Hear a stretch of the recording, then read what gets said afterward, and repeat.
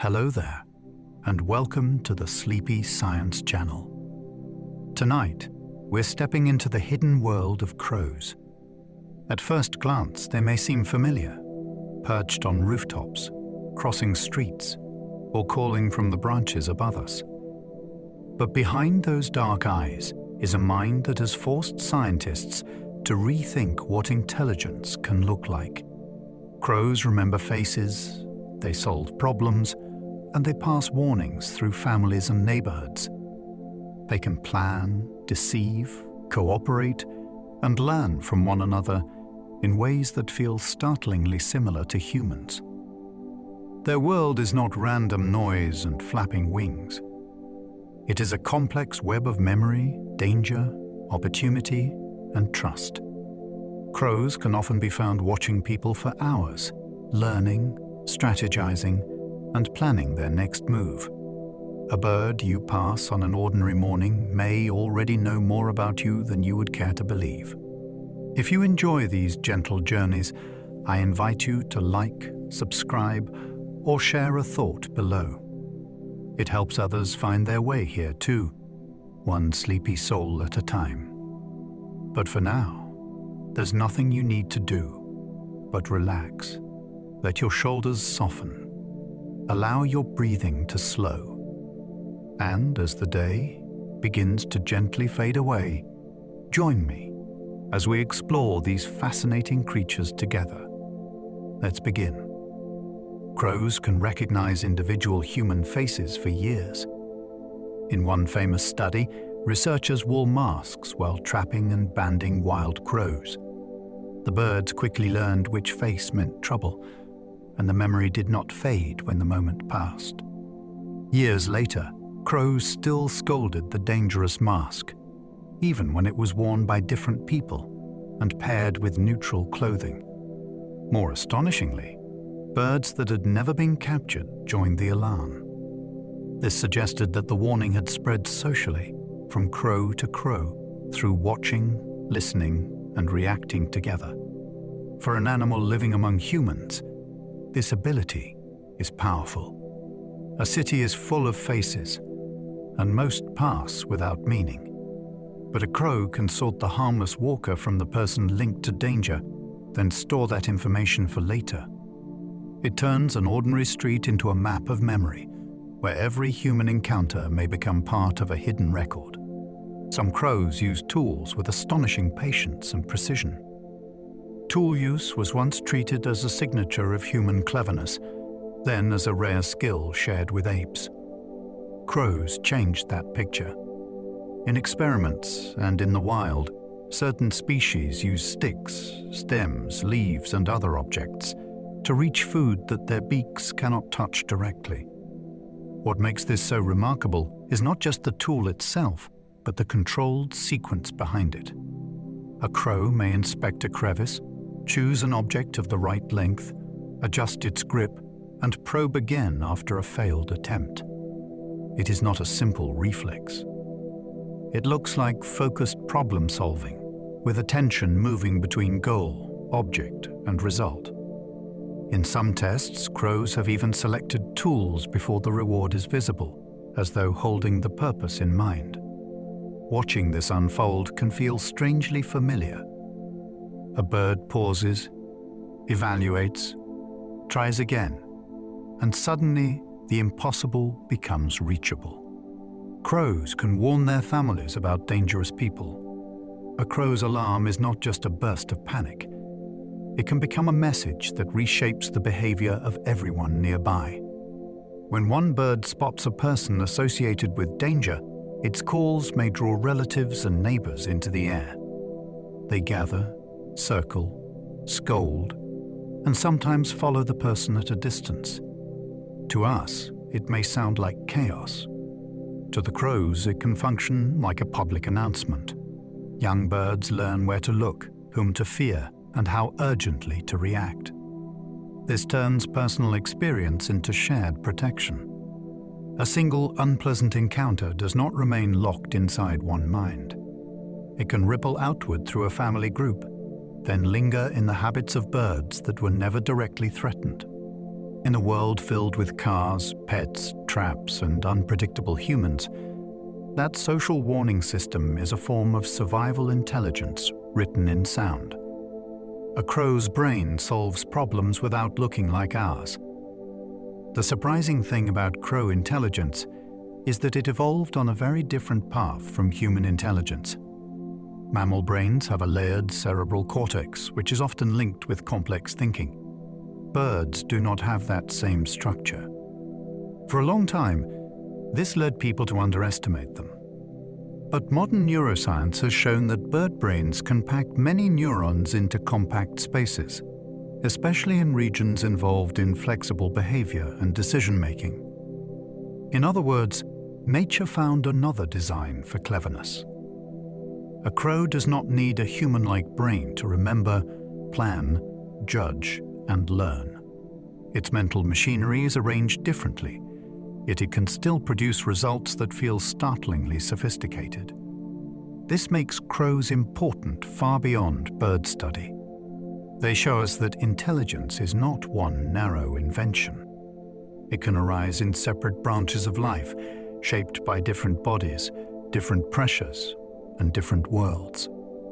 Crows remember kindness, and they may repay it later. People who feed local crows often report a strange development. The birds begin to appear at regular times, wait from familiar rooftops, and sometimes leave small objects behind.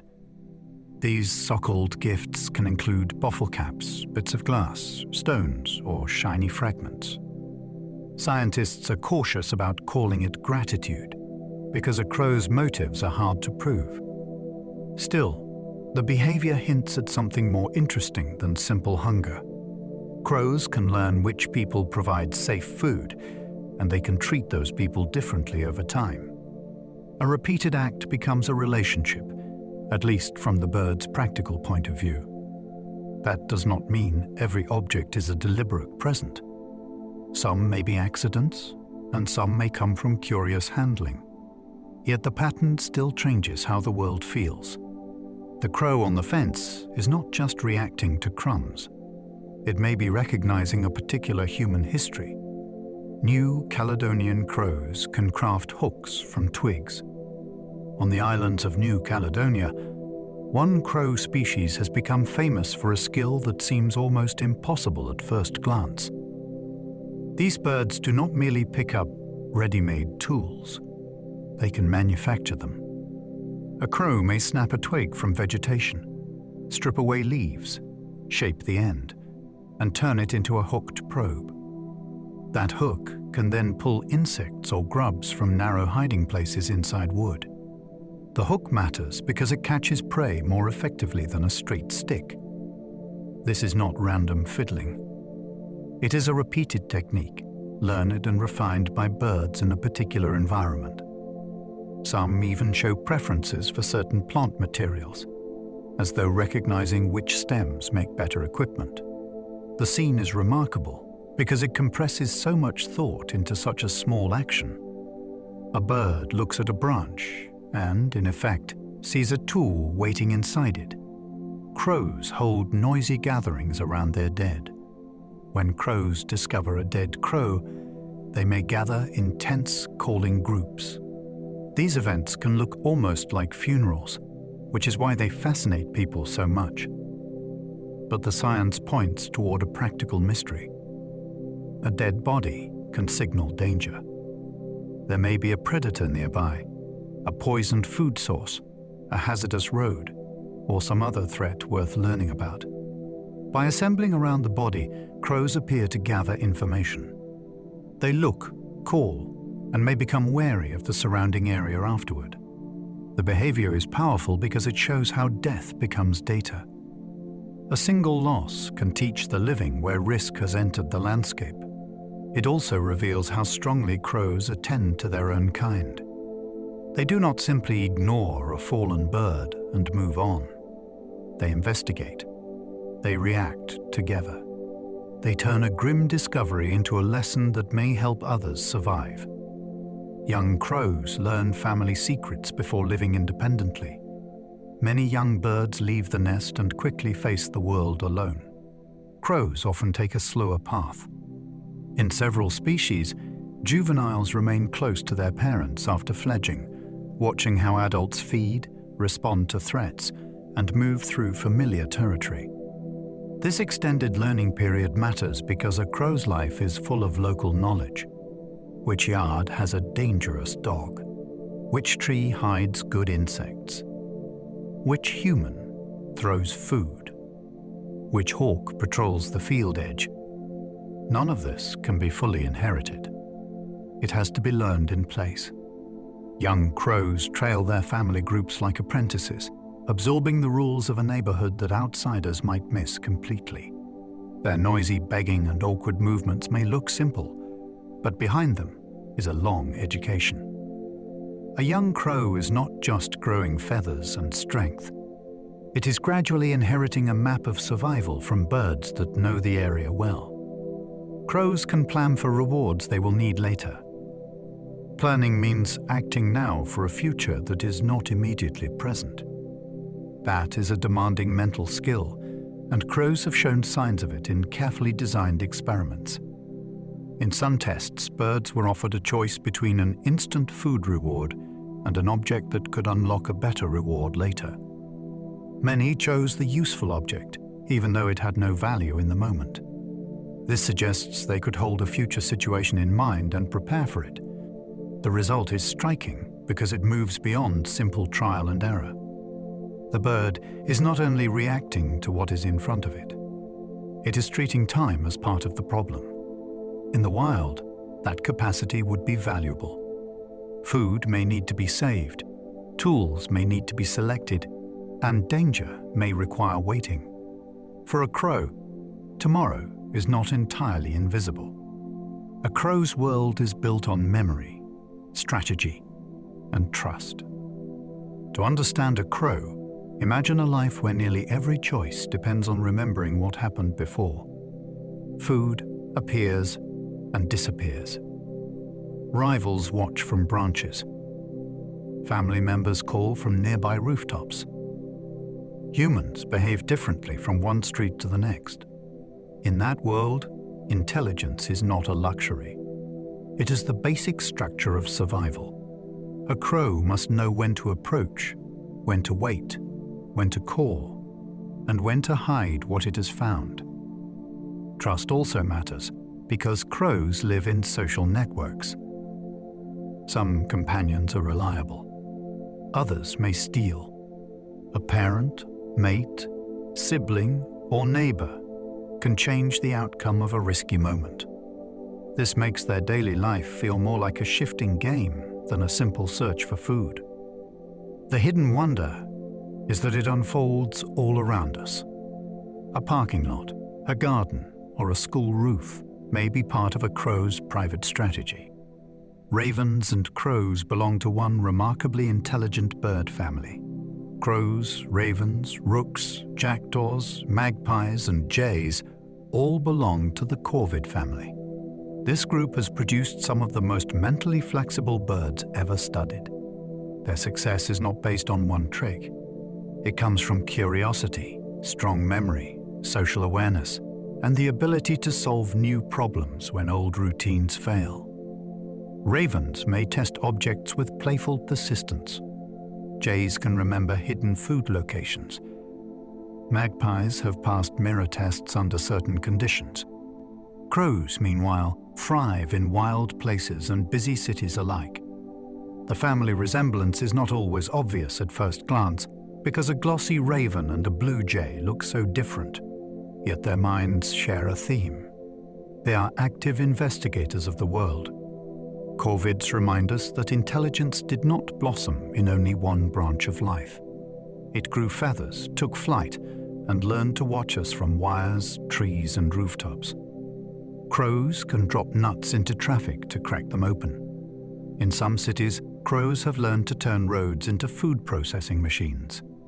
A hard nut can be difficult to open with a beak alone, but a passing car brings weight, force, and perfect timing.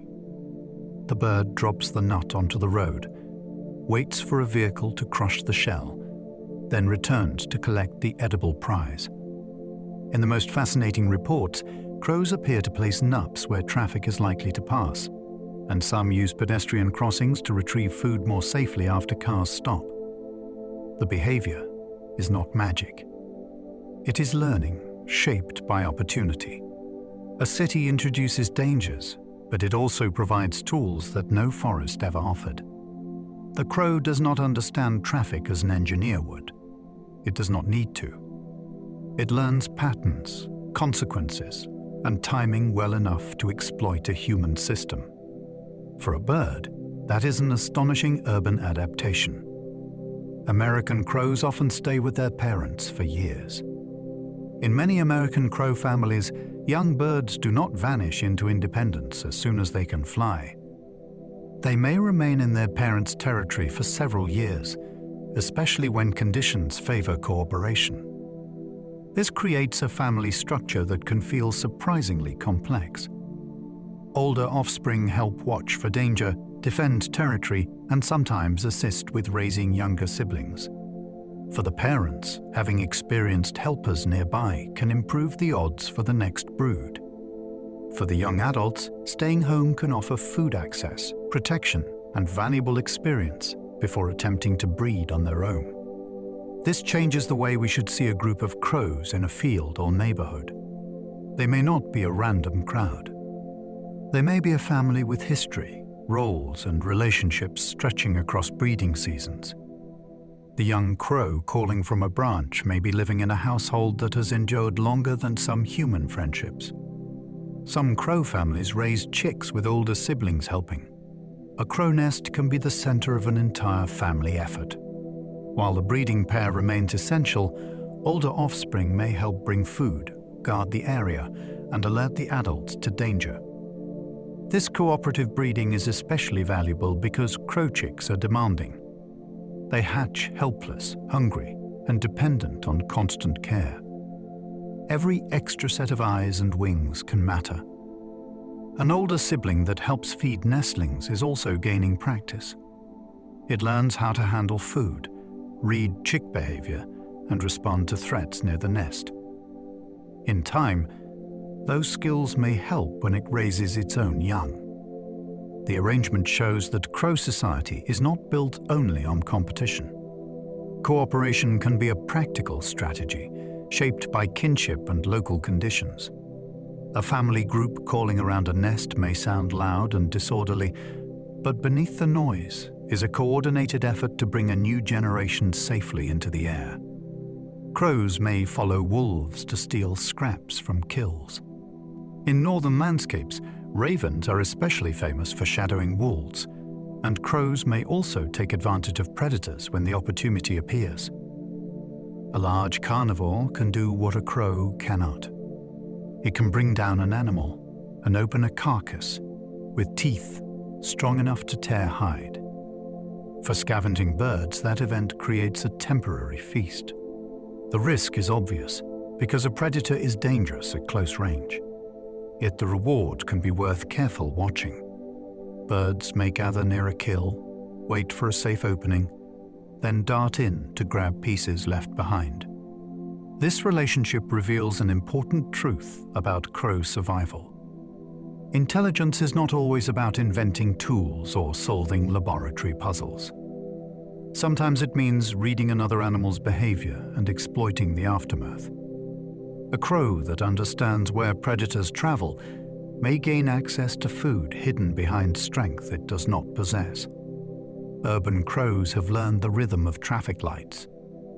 City life is full of patterns, and crows are excellent pattern readers.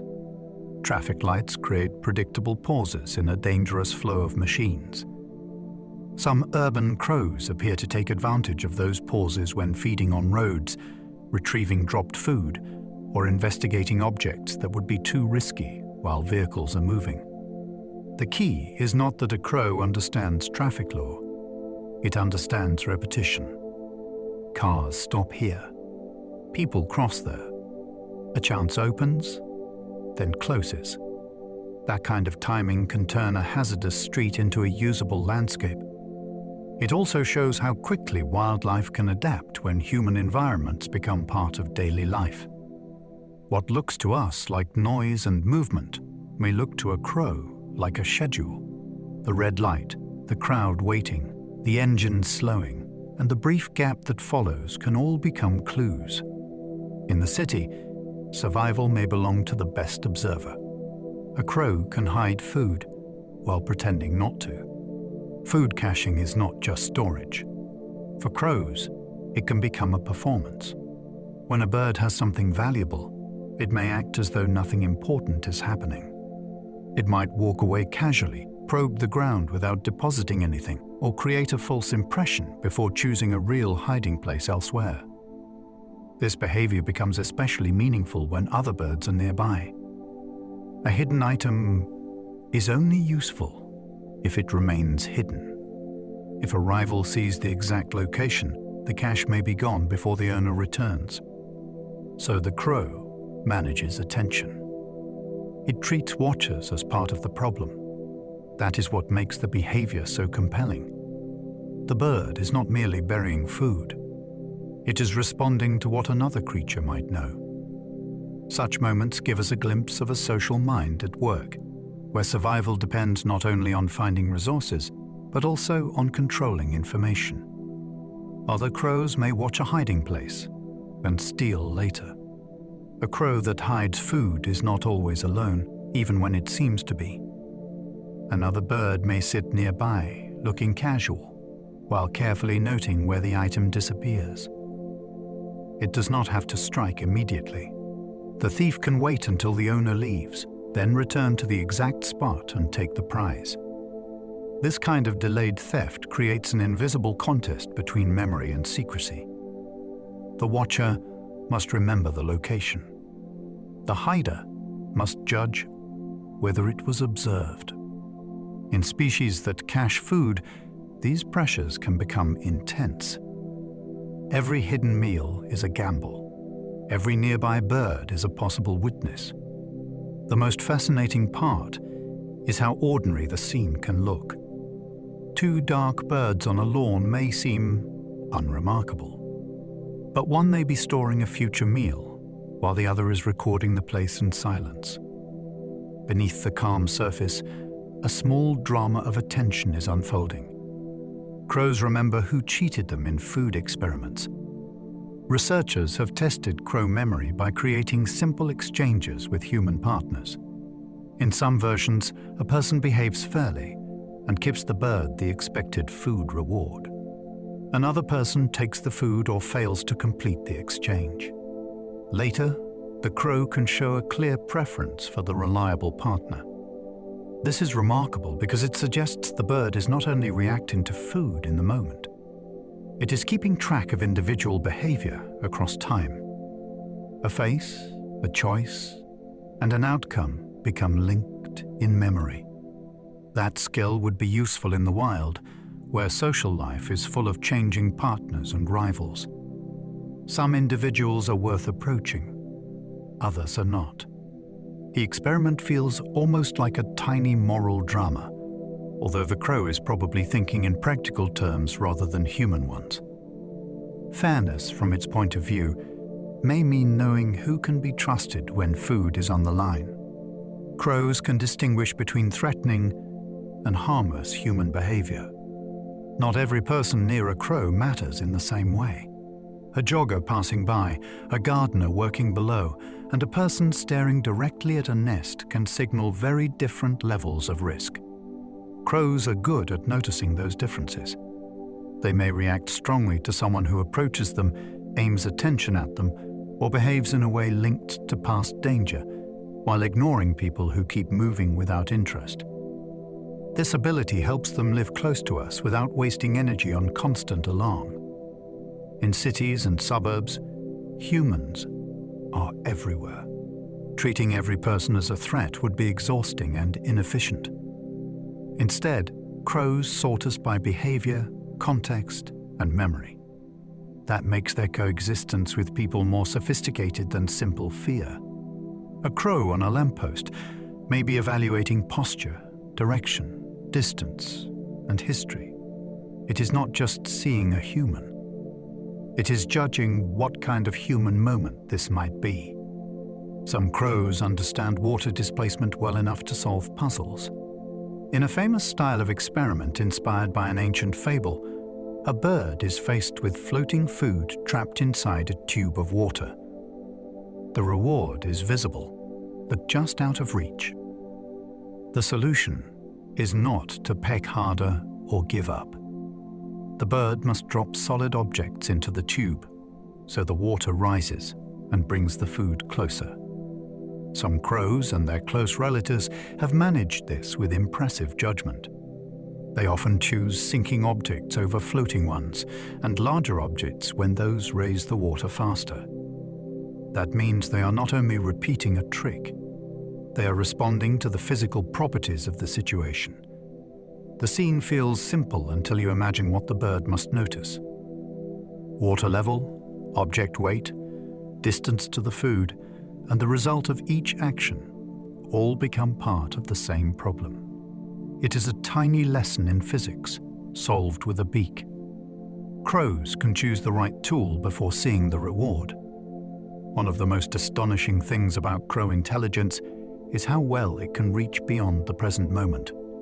In some experiments, a bird is shown a device that can only be opened later with a particular object. The reward is not immediately available, and the useful object may be mixed with tempting but useless alternatives. A successful crow selects the tool it will need, keeps it, and uses it when the opportunity appears. That is not the same as grabbing food that is already there. It means the bird can connect a future problem with a current choice. The object becomes valuable because of what it will do later. This ability makes perfect sense for an animal that hides food, searches complex environments, and competes with observant rivals. It also changes the way we see a crow holding a stick. It may be carrying a plan, not just a piece of wood. A crow's call can carry different meanings to nearby listeners. To human ears, many crow calls sound like rough cries repeating from a tree or rooftop. But to other crows, those sounds can carry useful information. The pace, intensity, pitch, and social setting of a call can change what nearby birds do next. A sharp burst may draw attention to danger. A softer exchange may help family members keep contact as they move through cover. Longer calling can pull other birds toward a food source or a disturbance. The meaning is not contained in the sound alone. It also depends on who is calling, where it happens, and what the listeners already know. This is why crow communication feels so layered. It is not a human language, yet it is far from random noise. Each call is part of a living situation. A crow hears not just a sound, but a clue about what may be unfolding beyond its own view. Crow families use alarm calls to recruit reinforcements. When danger appears, one crow rarely has to face it alone. A sudden alarm can bring relatives and neighbors from nearby trees, roofs, or fields. The arriving birds may join the calling, circle above the threat, or take turns making close passes. This behavior is often called mobbing, and it can be surprisingly effective. A perched owl, a prowling cat, or a hawk near a nest becomes harder to ignore when several crows are shouting its location to the whole area. The goal is not usually to defeat the threat directly. It is to expose it, pressure it, and make the place uncomfortable enough that it leaves. The call turns private fear into group action. It also teaches younger birds what deserves alarm. One crow notices danger, and within moments the landscape itself seems to wake up. The warning spreads through wings, voices, and shared attention. Crows mob owls because owls can hunt them at night. An owl resting in daylight might seem harmless, but crows treat it as a serious problem. The reason is rooted in the different hours of their lives. Crows are active by day and vulnerable after dark, when many owls become skilled hunters. If crows discover an owl roosting nearby, they often gather and harass it with loud calls and repeated swoops. This daylight mobbing is a way to remove a nighttime threat before darkness gives it the advantage. It also helps the group learn where the predator is hiding. The owl may remain still at first, relying on camouflage, but the noise can draw more birds until secrecy fails. What looks like bullying is actually risk management. Crows are using the safety of daylight to confront a creature that would be far more dangerous later. In that moment, the forest becomes a court of alarm, and the owl is exposed. Crows sometimes chase hawks in organized neighborhood groups. A hawk crossing open sky may suddenly find itself escorted by furious crows. The birds rise from separate perches and converge behind it, calling as they fly. They may not be related, and they may not all have nests nearby, yet the shared danger pulls them into action. Hawks can take eggs, chicks, or adult birds, so allowing one to pass unnoticed is risky. By chasing it, the crows make hunting more difficult and announce its presence to the surrounding area. Their movements can look chaotic, but the effect is coordinated. One bird distracts, another follows. Others join from a distance. The hawk is forced to spend energy avoiding harassment instead of scanning for prey. This group response shows how crow society can stretch beyond the family. In a neighborhood of watchful birds, a predator's arrival becomes everyone's business, and the sky itself turns against it. A single crow may know dozens of local danger spots. A crow's home range is not just a stretch of land. It is a remembered landscape of chances and risks. One alley may hold spilled food every morning. Another may lead to a yard with a restless dog. A certain tree might shelter a nesting hawk. A road crossing may be safer after traffic slows at predictable times. Over months and years, a crow can build an internal map filled with these details. That knowledge is not abstract. It guides where the bird lands, when it calls, which route it takes, and how close it dares to approach. This is why experienced urban crows can seem almost streetwise. They do not survive by being fearless. They survive by knowing the difference between one place and another. To us, the neighborhood may look ordinary. To a crow, it may be layered with invisible warnings, remembered meals, and old decisions that still matter. Crow roosts can gather thousands of birds in winter. As daylight fades in the colder months, crows may stream across the sky toward communal roosts. A few birds become dozens, then hundreds, and in some places the gathering grows into thousands. They settle in trees, on buildings, or near warm urban spaces where predators may be easier to spot. The sight can feel almost unreal, as though the evening has learned to move in one direction. These roosts are not random piles of birds. They are seasonal meeting grounds shaped by temperature, safety, and food. A single crow sleeping alone is vulnerable, but many eyes and ears make danger harder to hide. The group also benefits from shared movement. Birds leaving the roost in the morning may follow successful foragers toward feeding areas. What begins as a night shelter can become a living information center. In winter, the sky over a city may briefly reveal the hidden scale of crow society. Large roosts help crows exchange information about food. A winter roost can work like an evening meeting place. Birds arrive from different parts of the landscape after spending the day searching for meals. Some have found reliable food near farms, markets, shorelines, or waste sites. Others have had little success. When they gather, they do not sit in silence. They call, shift positions, watch one another, and later leave in directions that may reflect what they have learned. Researchers have long suspected that communal roosting can help birds discover productive feeding areas by following others the next morning. This does not require a crow to explain anything in a human sense. It only has to pay attention to who looks well-fed, who leaves confidently, and where groups begin to move at dawn. The roost becomes more than shelter. It becomes a social compass. In the cold season, information can be as valuable as food itself, and crows gather both. Crows often sleep near city lights for safety. Many crows choose nighttime roosts in urban places, even when trees and open countryside are nearby.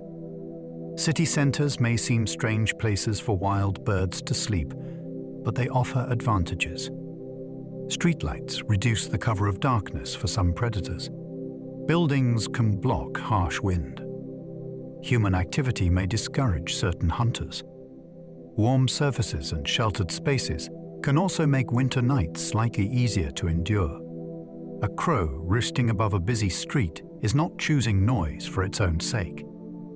It is balancing danger against opportunity. The city changes the rules of night. Lights reveal movement. Traffic creates disturbance. Tall structures provide vantage points. For a bird that depends on seeing threats early, those details matter. This is one reason crows can feel so strongly woven into human neighborhoods. While we sleep behind windows, they may be above us, using our artificial landscape as a protective arrangement of light and height. Some crows wash food before eating it. Crows are often seen carrying food to puddles, bird baths, streams, or shallow pools, then dipping it repeatedly before eating. The behavior can have several explanations. Dry bread may soften in water. Sticky food may become easier to handle. Dirt or grit may be removed from a morsel found on the ground. In other cases, the action may be exploratory rather than hygienic. Crows investigate objects with their beaks, and water can change texture, smell, and taste. What makes the behavior interesting is how adaptable it is. The bird is not tied to one rigid feeding method. It can modify food before swallowing it, using an available feature of the environment to improve the meal. The scene may look almost domestic, as if the crow is washing up before dinner. In truth, it reveals flexible foraging. A paddle becomes a tool, and a scrap becomes more useful after a small transformation. Carrion crows can live successfully beside farms and cities. The carrion crow has become one of Europe's most adaptable birds. It can forage in open fields, woodland edges, coastal areas, villages, and busy urban spaces. Its name points to one part of its diet, but this bird is not limited to dead animals.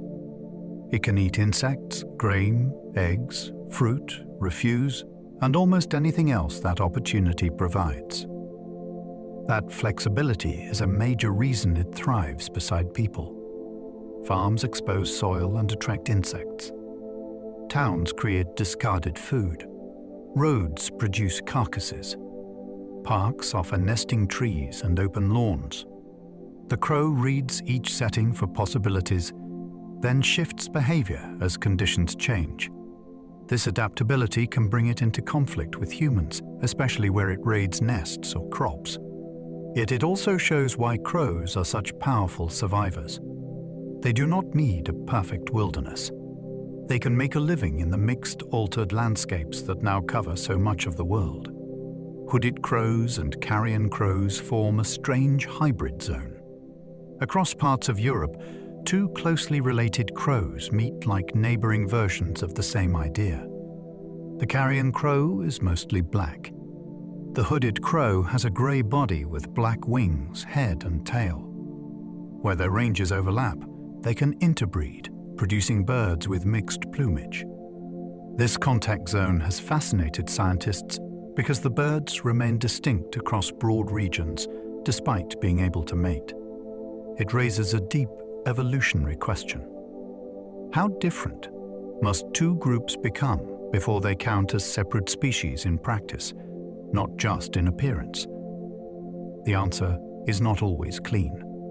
Behavior, mate preference, geography, and genetics all play a part. A field in the hybrid zone can contain living evidence of evolution in motion. One bird may look black, another grey, and another somewhere between. Their feathers become a map of ancestry, choice, and the slow sorting of life across a continent. Crows are found on every continent except Antarctica and South America.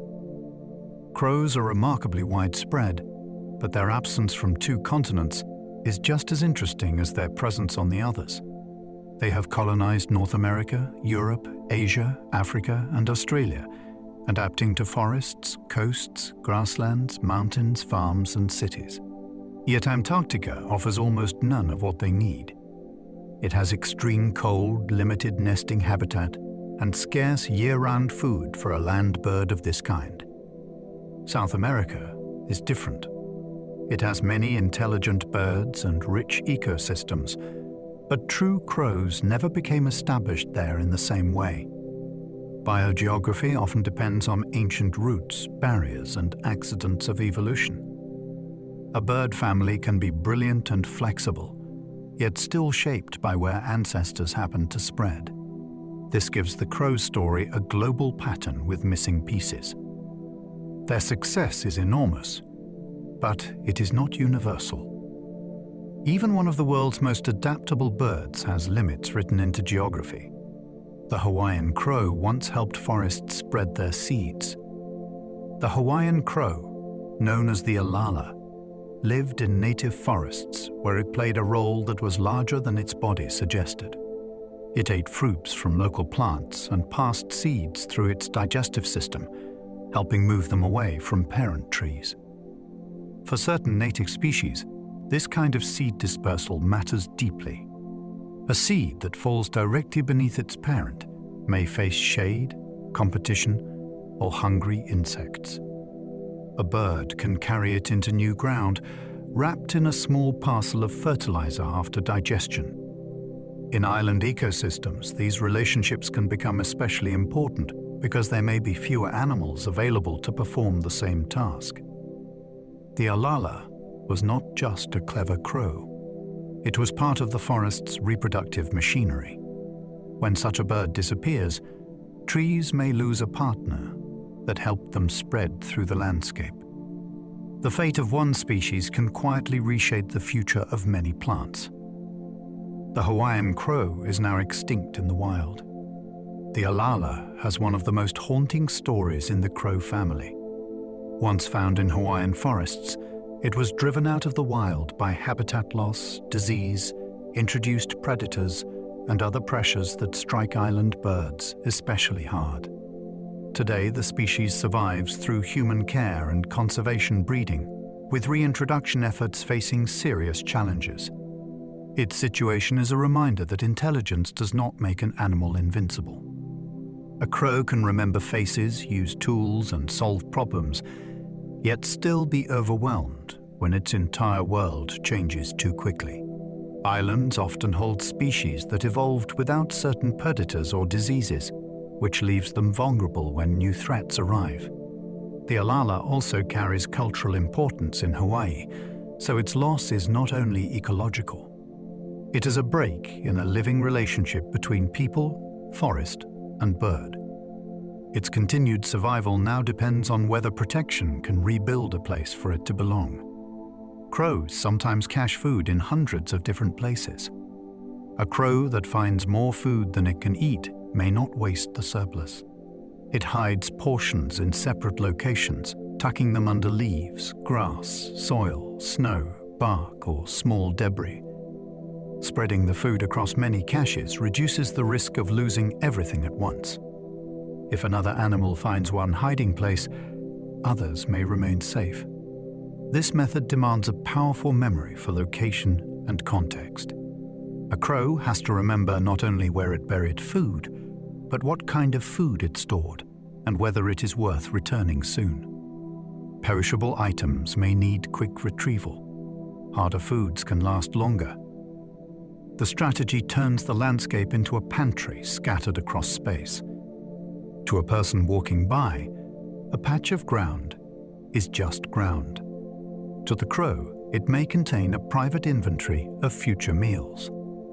Each hidden piece is a bet placed against hunger, weather, and competition. A crow can recover hidden food weeks after burying it. Returning to a cache after a long delay is not as easy as it sounds. The world changes. Leaves shift, snow falls, grass grows, and other animals disturb the ground. Yet crows and their relatives can relocate stored food with impressive accuracy.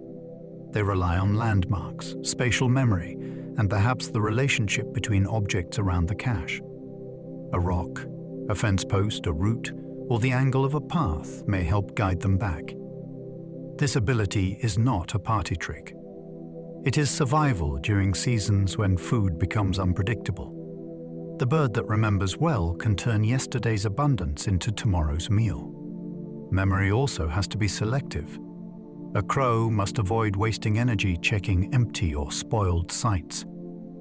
Its mind becomes a living map of hidden resources, constantly updated by experience. When a crow lands and digs in what looks like an ordinary patch of earth, it may be opening a memory. Some crows move caches when they suspect they were watched. A hidden meal is only safe if the hiding stays secret. When a crow notices that another bird has seen where food was stored, it may return later, dig up the item, and hide it somewhere else. This behavior is fascinating because it suggests sensitivity to another animal's viewpoint. The crow is not merely responding to theft after it happens. It is reducing the chance of theft before it occurs. In some studies of corvids, birds with experience stealing from others are especially likely to protect their own caches. That detail is striking. A bird that knows how to be a thief may better imagine what a thief will do. In the wild, this creates a constant contest of watching and being watched. The ground may hold buried food, but the real battle is over knowledge. For a crow, secrecy can be as important as strength, speed, or hunger. Crows may use playful behavior to practice real survival skills. Play can look pointless from the outside. A crow drops an object, chases it, wrestles with a stick, or tugs at another bird for no clear reward. Yet play may help young animals build the skills they will later need. A tumbling game can sharpen balance. Object play can teach texture, weight, and breakability. Social play can help a bird learn how hard to push before a companion pushes back. Crows live in a world where flexibility matters, so practice without immediate pressure may be valuable. Play also reveals a mind with room for curiosity. The bird is not locked into feeding and fleeing. It explores what objects can do and how others respond. That makes play one of the most engaging windows into crow life. It reminds us that survival is not always stern. Sometimes a future expert begins as a young bird bothering a leaf simply because it can. Young crows have been seen sliding down snowy roofs. There are reports and videos of crows sliding down sloped snowy surfaces, then returning to do it again. The behavior has captured attention because it looks so unmistakably playful. A bird crouches, glides, reaches the bottom, and repeats the action when no obvious food or escape is involved. Scientists are careful when interpreting animal play because human viewers can easily project emotions onto wildlife. Still, repeated sliding in safe conditions fits what researchers often consider play behavior. It is voluntary, flexible, and apparently rewarding in itself. For a young crow, sliding might also help develop balance and body control. Snow creates a surface unlike branches, soil, or air, and the bird learns through movement. The scene is delightful because it disrupts the old idea of crows as only grim scavengers. Here is a dark bird on a white roof, turning winter weather into an experience worth repeating. Crows sometimes play with objects that offer no obvious reward. A crow may pick up a twig, a plastic cap, a pebble, or a piece of bark and handle it with intense interest. It may turn the object over, carry it away, drop it, retrieve it, or offer it briefly to another bird. Sometimes there is no food inside, no nest to build, and no immediate purpose anyone can see. This kind of object play matters because it gives the bird a way to learn the world's properties before survival depends on them. Hard things crack differently from soft things. Hollow items sound different when struck.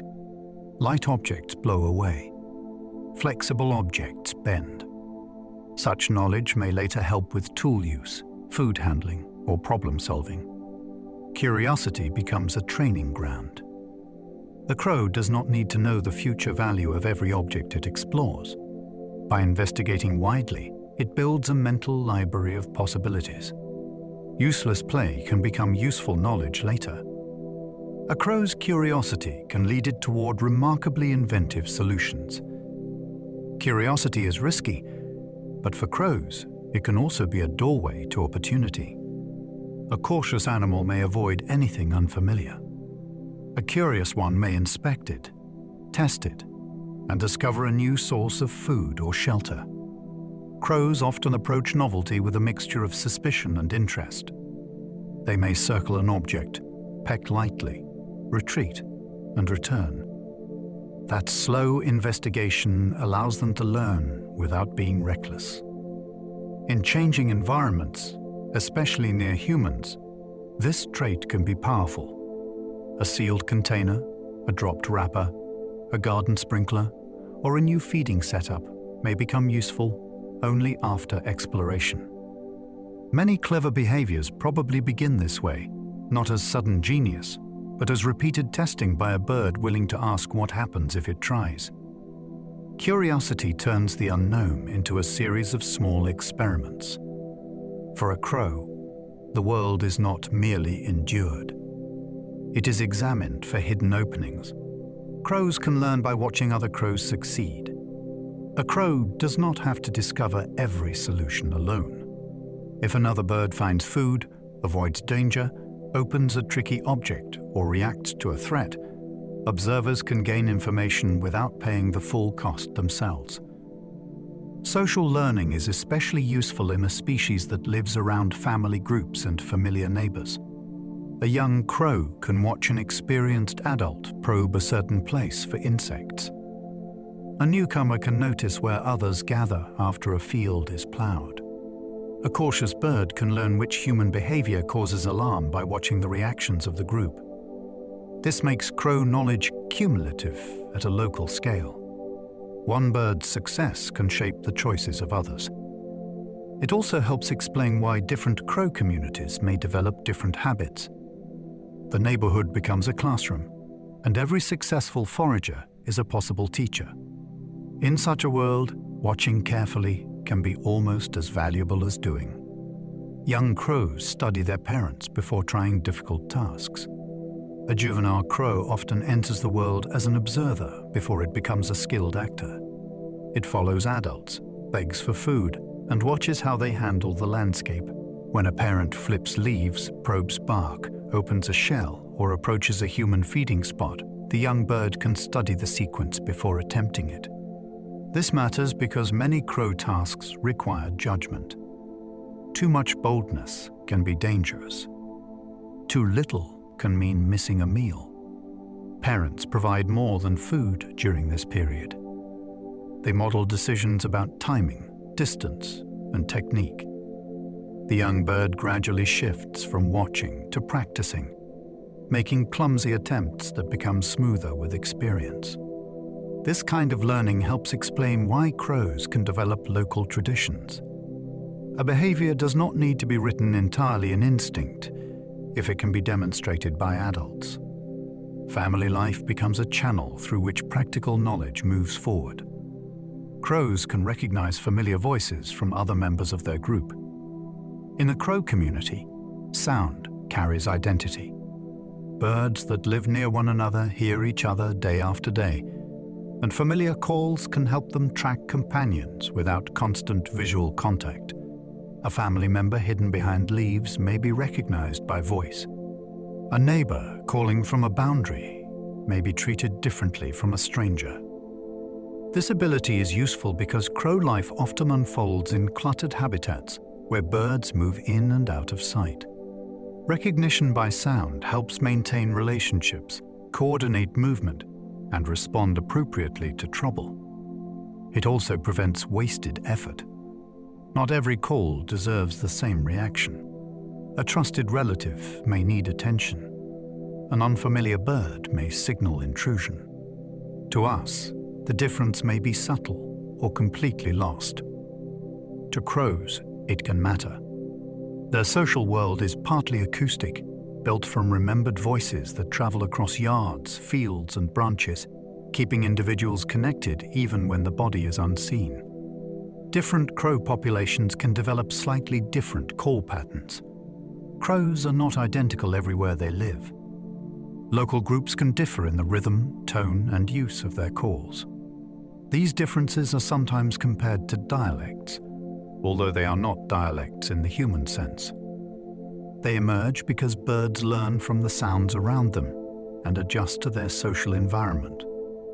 A crow growing up in one region may become tuned to the calls used by its neighbors, while another population develops slightly different habits.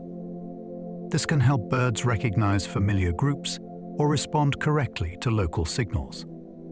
It also shows that crow communication is not fixed like a simple mechanical alarm. It has room for learning, variation, and cultural texture. The idea is quietly astonishing. A crow flying into a new area may not only encounter unfamiliar trees and food sources. It may enter a different soundscape, where the voices of its own kind carry local patterns shaped by generations of listening. Crows may sound harsh because their social lives are complicated. The rough caw of a crow can seem blunt, even unpleasant, when heard from a window in the early morning. But harshness does not mean simplicity. Crows need sounds that travel outdoors, cut through wind, and reach companions across busy habitats. Their calls must work in forests, fields, streets, and rooftops. They also need to signal urgency, identity, location, and mood in situations that change quickly. A smooth song might please human ears, but a sharp call can be more useful when a predator appears or a group must gather. The sound fits the life. Crows are negotiating territory, family bonds, food discoveries, rivalries, and danger in open air. Their voices carry the pressure of that social world. Once you listen with that in mind, the noise begins to feel different.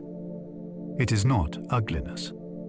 It is information with edges, shaped for distance, speed, and survival. A crow's beak is a versatile tool for testing the world. A crow has no hands, yet it still investigates with remarkable skill. Its beak can pry, tug, tap, lift, tear, carry, and probe. The tip is sensitive enough to explore textures, while the structure is strong enough to open many kinds of food. A crow may use it to peel bark, flip leaves, pull at packaging, examine a shell, or test whether something is edible. The beak also works with the feet. A bird can pin an object down, angle its head, and apply force with surprising precision. This combination allows crows to interact with objects in ways that look almost hand-like at times. Their intelligence is therefore deeply connected to their anatomy. A clever mind still needs a way to act on the world. For crows, the beak is more than a mouth. It is an instrument of investigation, and every peck can be a question. Crows can open containers that many animals would ignore. A closed lid, a food wrapper, or a partly sealed box can be meaningless to many creatures. For a crow, it may be a challenge worth studying. These birds often investigate containers by pulling at edges, pecking seams, flipping objects over, and trying different angles until something gives way. This is especially useful near humans, where food is often hidden inside packaging rather than lying openly on the ground. The crow does not need to understand the container the way a person does. It only needs persistence and the ability to learn from small changes. A loose corner, a torn flap, or a rattling sound can guide the next attempt. The impressive part is the willingness to keep testing instead of abandoning the puzzle at once. Many animals are defeated by barriers that separate sight from access. Crows often treat the barrier itself as the next object to solve. Some crows bend wire into tools during laboratory tests. One of the most famous demonstrations of crow problem-solving involved a bird named Betty. In a laboratory task, food was placed inside a small bucket that sat beyond reach. A straight piece of wire lay nearby, along with a hooked one. When the hooked tool was taken away, Betty did something remarkable. She pressed the straight wire against a surface and shaped it into a hook, then used it to lift the bucket. The moment became famous because it looked less like training and more like invention. She had not simply selected an object that already worked. She altered the object so it could work. That difference matters. It shows that a crow can recognize a problem, understand the missing feature, and change material in response. In that small act, wire stopped being scrap. It became a purpose-built extension of the bird's mind. Crows understand that a hidden object has not vanished. For many young animals, what disappears from view may as well be gone. Crows show a stronger grip on the unseen. If food is placed behind a barrier or tucked under cover, they can continue searching as though they understand that it still exists somewhere out of sight. This ability is called object permanence, and it forms a basic foundation for more advanced thinking. Without it, hiding food would be nearly useless. A bird could not return to a buried meal, follow the movement of a rival's cache, or reason about what lies inside a closed space. The power of this idea is easy to miss because it feels obvious to us. But for a crow, it turns the world into something deeper than surfaces. A leaf pile can contain a meal. A box can conceal a reward. Absence is not emptiness. It is a question waiting to be solved. Crows can solve multi-step puzzles in the right order. Some crow experiments look almost like escape routes built for birds. A reward is visible, but reaching it requires several separate actions. The bird may need to pull a short stick from one place, use it to get a longer stick from another, then use that longer tool to reach the food. The impressive part is the sequence. If the steps are done out of order, nothing works. A successful crow has to hold the final goal in mind while completing actions that are not rewarding by themselves. That kind of chained problem-solving demands patience and flexible attention. It also resembles the challenges a crow faces outside the laboratory. Food may be locked inside bark, hidden beneath objects, or available only after another obstacle is moved. The bird must work through the situation rather than react once. Each solved step becomes a bridge toward the next. A crow may choose a future tool over immediate food.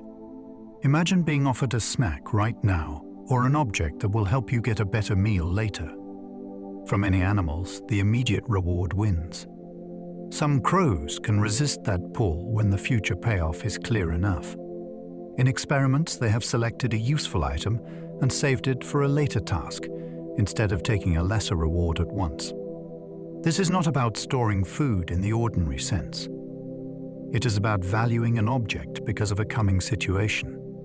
That suggests the bird can mentally step beyond the present and prepare for a need that has not arrived yet. The skill is powerful in nature. A crow may have to wait for a safe moment, carry something useful, or delay action while rivals are watching. The mind behind that choice is not living only in the now. it is reaching forward. Crows can trade short-term temptation for a better reward. Self-control is difficult even for humans, which is why crow patience can feel so surprising. In delayed reward tests, a bird may be shown a small treat it can take now, while a larger or preferred reward becomes available after a wait. Some crows can hold back when the better option is worth it. They are not endlessly patient, and their choices depend on timing and reward quality, but the ability is still revealing. It means the crow can compare outcomes across time.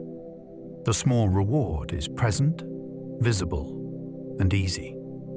The better one exists only as expectation. To wait, the bird must suppress an immediate impulse and trust the pattern it has learned. In the wild, that restraint could help with avoiding traps, waiting for competitors to leave, or choosing the safest moment to feed. Sometimes intelligence is not action. Sometimes it is the decision not to move. Some crows pass danger knowledge across generations. A threat does not have to be experienced personally to become meaningful. Young crows can learn from the alarm of older birds, and that knowledge may persist after the original event has passed. If adults react fiercely to a certain person, place, or predator, juveniles can copy the response and carry it into their own lives. Over time, this creates something like inherited caution, not through genes alone, but through social experience. The young bird learns what the family already knows. This is one reason crow communities can seem to hold grudges that outlast a single season. From the bird's point of view, it is practical education. Danger is expensive to learn through trial and error. It is far safer to learn by watching panic in others. A warning can cross from parent to offspring, like a story with wings, preserving survival knowledge after the first witness is gone. Crows can remember masks linked to frightening experiences. In research on wild crows, masks have been used to separate human identity from the rest of the body. The method is simple and brilliant. One mask is worn during a stressful encounter, while another appears without causing trouble. The birds respond to the dangerous face later, even when the wearer changes. This shows that crows can connect a visual pattern with a specific emotional memory. They are not merely afraid of all people afterward. They focus their reaction on the face associated with the event. That precision matters in a crowded human world. A city bird cannot afford to panic every time someone walks past. It needs to remember which appearances have predicted risk. A rubber mask, to us, is a costume. To the crow, it can become a permanent warning sign. The face is stored, recognized, and brought back into action when it returns. People near one university were scolded by crows for years. At the University of Washington, crow researchers created one of the most memorable examples of long-term bird memory. After certain masked people trapped and handled crows for research, the birds began scolding anyone wearing that same mask. The reaction did not vanish quickly. It continued year after year, and more birds joined the response over time. Some of those birds had never been captured themselves. They appeared to learn from the alarm of others.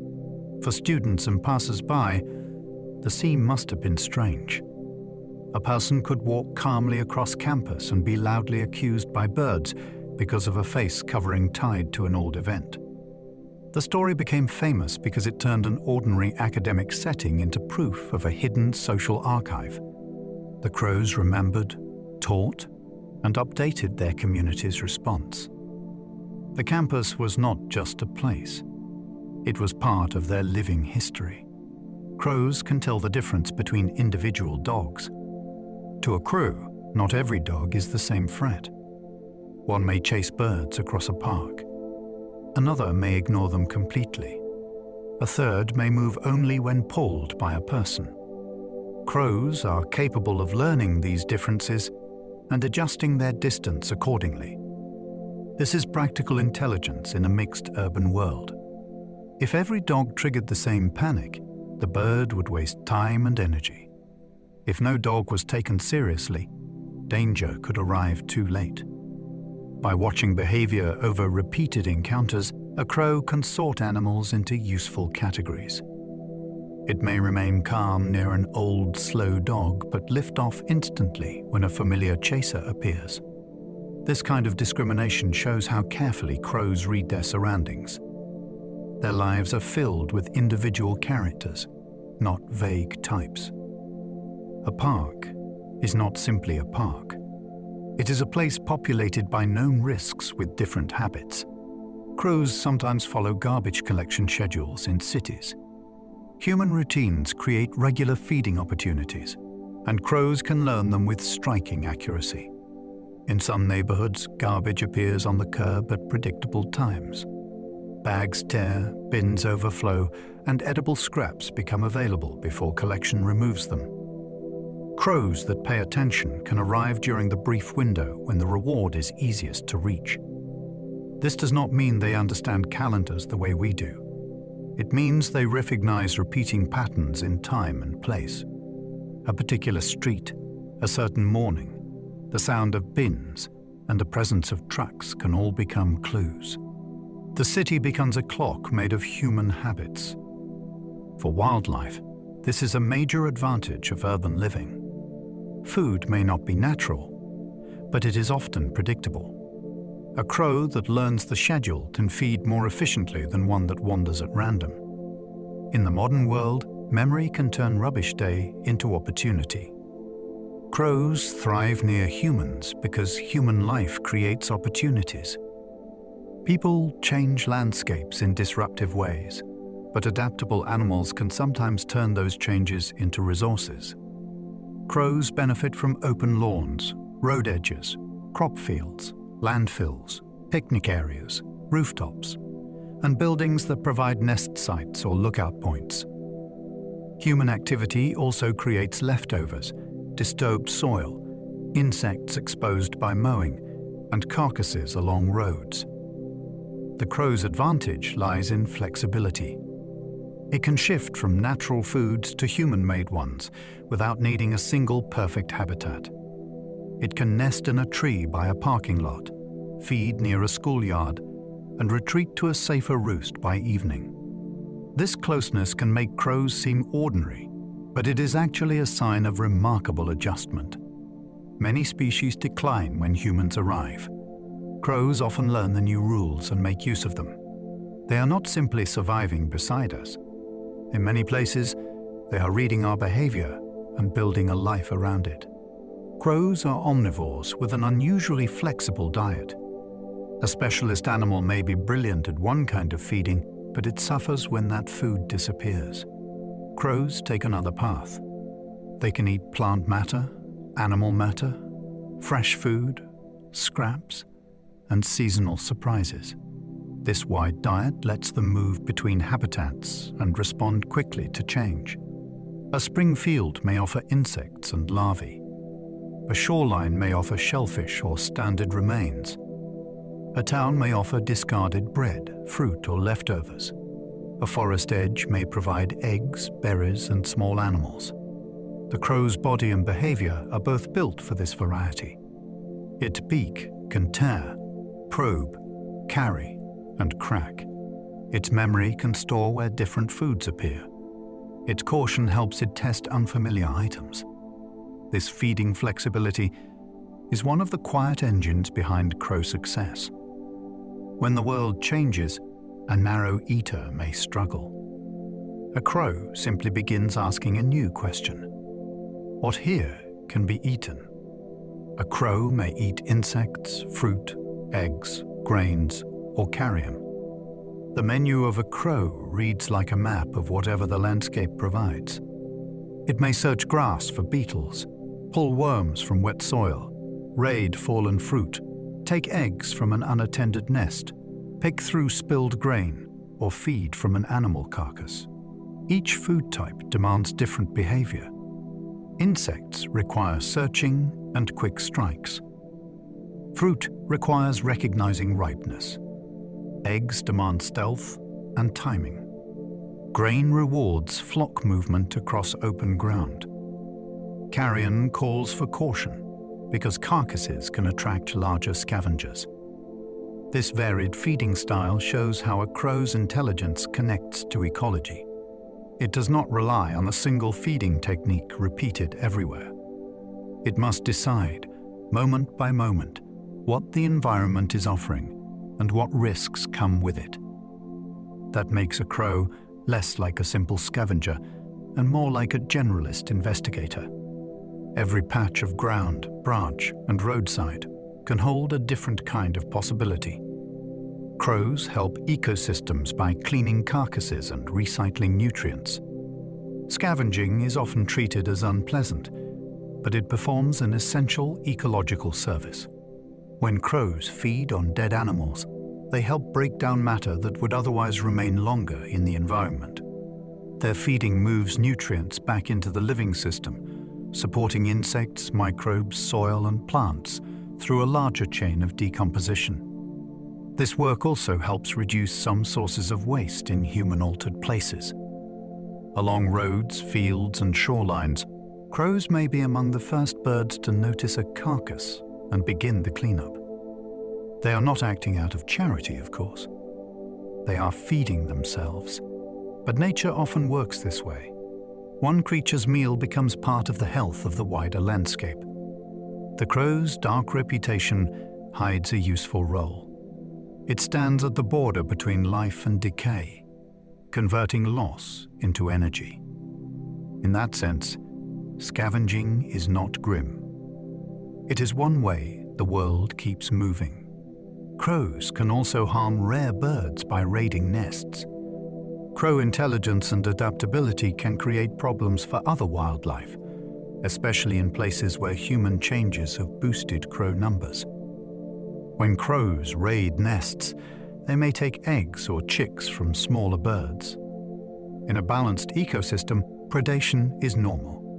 But when roads, buildings, landfills, and food waste allow crow populations to grow unusually high, pressure on vulnerable species can increase.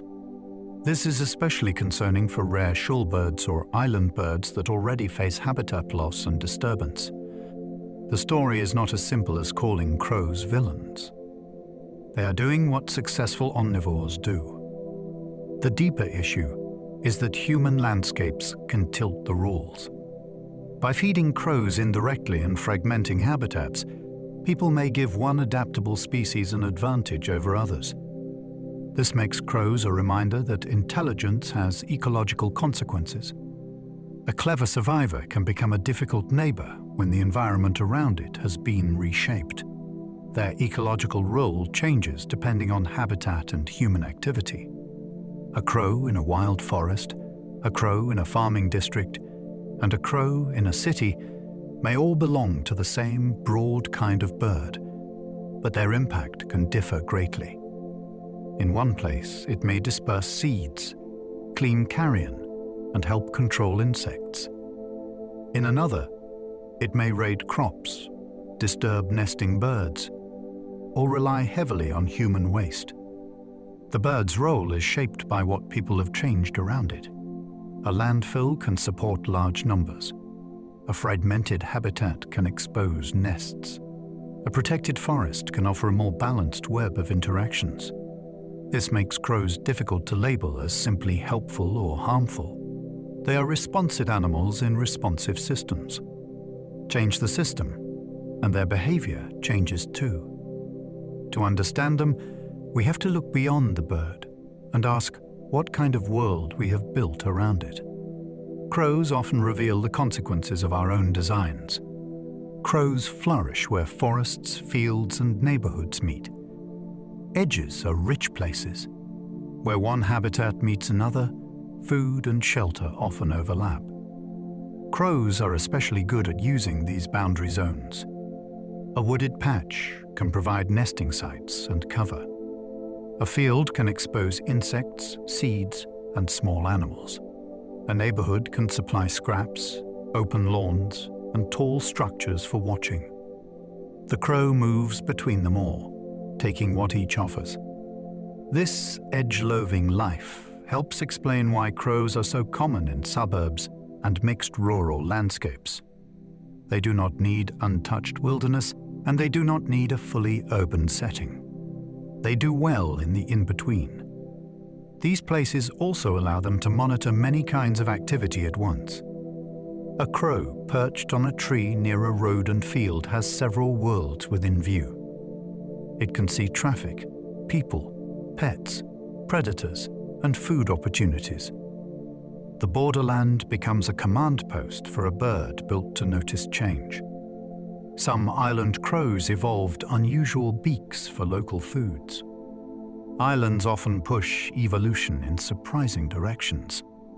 When a bird population becomes isolated, it may adapt to foods and habitats found nowhere else. Some island crows have developed beak shapes that suit their local way of feeding. A stronger bill may help open tough items. A more slender one may help probe crevices. Over many generations, small advantages can become visible in the body itself. This matters because a beak is not merely a feeding part. It is a toolkit shaped by ancestry and environment. On islands, where competitors and predators may differ from mainland life, unusual opportunities can appear. A crow may find itself using resources that its relatives elsewhere ignore. Natural selection then begins to sculpt the bird toward that niche. The result is a living record of place. Look closely at the beak, and you can begin to read the island's menu, written into bone and keratin. New Caledonian crows search tree holes with handmade probes. In New Caledonian forests, hidden food often lies inside wood. Grubs and insects shelter in tunnels where a beak cannot easily reach. The crow's solution is to use a probe, often shaped from plant material, to fish prey from these narrow spaces. The action requires more than poking at random. The bird must locate promising holes, insert the tool carefully, feel or detect movement, and pull at the right moment. The forest becomes a puzzle box made of bark and shadow. What is extraordinary is how natural the behavior looks once you see it. The bird is not performing for a laboratory reward.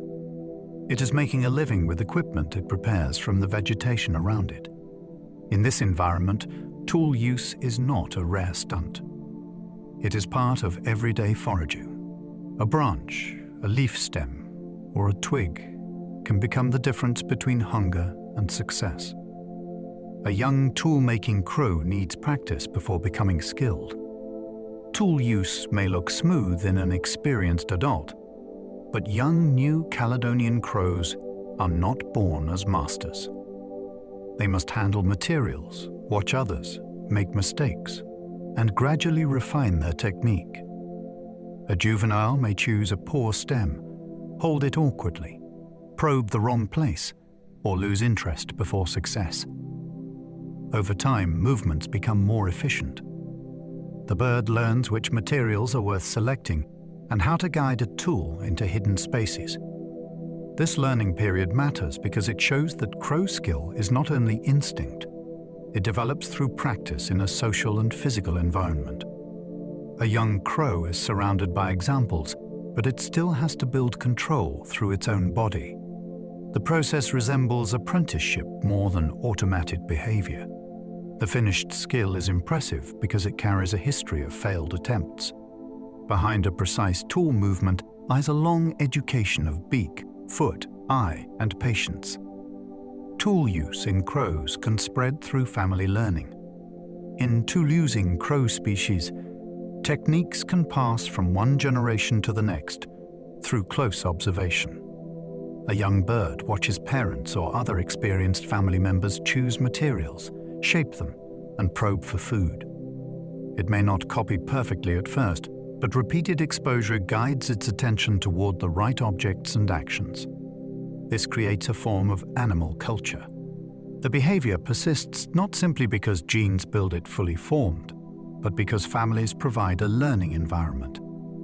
Different groups may favor different tool materials or methods depending on what grows nearby and what older birds demonstrate. That makes the forest a place of traditions, not in the human ceremonial sense, but in the practical sense of know-how passed on by living example. When a young crow learns how to work a twig into a crevice, it is receiving more than a feeding trick. It is inheriting a local solution discovered before it hatched. Crows can judge whether a tool is too short. A tool is only useful if it fits the job. In experiments, crows presented with different lengths of sticks can often select the one that reaches the reward. This sounds simple until you picture the task from the bird's point of view. It has to compare the distance to the food with the object available, then choose before using it. A stick that is too short may look promising but fail at the final moment. A successful bird avoids wasting effort by judging the relationship in advance. In the wild, that skill would save time and reduce exposure to rivals or predators. A crow probing bark or a hole cannot afford endless errors. The right length matters. The ability also suggests that crows attend to the geometry of a problem, not merely the presence of a tool. They are evaluating fit, reach, and go as parts of one practical calculation. Some crows strip leaves from twigs before using them. A raw twig is not always ready for work. Leaves and side branches can catch, bend, or block entry into a narrow hole. Some tool-using crows modify plant material by removing unwanted parts before probing. This preparation is important because it shows an understanding of performance. The bird changes the shape of the object so it can move more smoothly through a small space. It is not making something beautiful. It is making something functional. The behavior can look almost like craftsmanship, although it grows from practical need rather than human intention. A crow grips the twig, bites away the extra pieces, tests the result, and uses it to reach food hidden beyond the beak. The whole sequence reveals careful attention to material. In a forest full of branches, the useful tool is not always found. Sometimes it has to be improved, one small adjustment at a time. Crows may save their best tools after a successful hunt. For a tool-using crow, a well-made probe can be valuable. If it has just worked, dropping it and starting again may be wasteful. Some birds appear to keep or store effective tools after use, carrying them to the next foraging site or placing them somewhere nearby. This behavior makes sense when good materials are not equally available everywhere. A tool that is the right length, shape, and stiffness can save time on the next attempt. It also suggests that the bird treats the object as more than disposable debris. The tool has a history of success. It may be worth retaining because it can work again. That idea brings a new depth to the image of a crow with a twig in its beak. It may not be carrying a random forest scrap. It may be holding onto a proven instrument, one that has already helped unlock a hidden meal. A crow's intelligence evolved without primate hands or speech. Human beings often imagine intelligence through human abilities. We build, speak, point, grasp, and explain. Crows remind us that cleverness does not require the same equipment. They have wings instead of hands, beaks instead of fingers, and calls rather than spoken language. Yet they can remember individuals, solve physical problems, plan for later needs, and learn socially. This is remarkable because it means evolution can reach complex cognition through a very different body plan. A crow cannot take apart the world with hands the way an ape can. It must use beak, feet, posture, timing, and attention. Its mind is shaped by flight, caching, predators, social life, and changing food sources. The result is intelligence adapted to a bird's reality, not a lesser version of our own. Crows show that nature does not copy one blueprint. It builds many kinds of minds, each suited to a different way of being alive. Bird brains pack many neurons into a small space. For a long time, people assumed that small brains meant simple minds. Birds helped overturn that idea. Their brains are organized differently from mammal brains, and many species pack large numbers of neurons into compact regions. This means a crow can have impressive processing power inside a skull that looks tiny by mammalian standards. The efficiency matters. Flight favors lightweight bodies, so birds cannot simply grow heavy heads without cost. Evolution found another solution.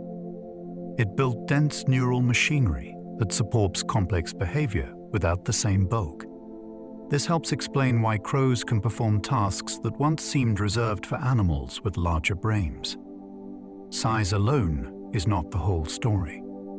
Organization, density, and connectivity matter deeply.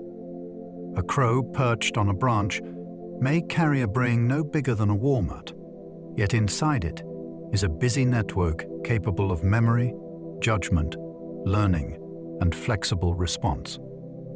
Crows challenge old ideas about what intelligence should look like. There was a time when animal intelligence was often ranked by how closely it resembled our own. Crows make that ranking feel too narrow. They do not build cities, speak in sentences, or shape metal with hands. Yet they excel at problems that matter in their world. They remember social information, track hidden food, exploit new environments, and respond to other minds around them. Their intelligence is practical, embodied, and ecological. It grows from the demands of a life spent moving between danger and opportunity. This forces a better question.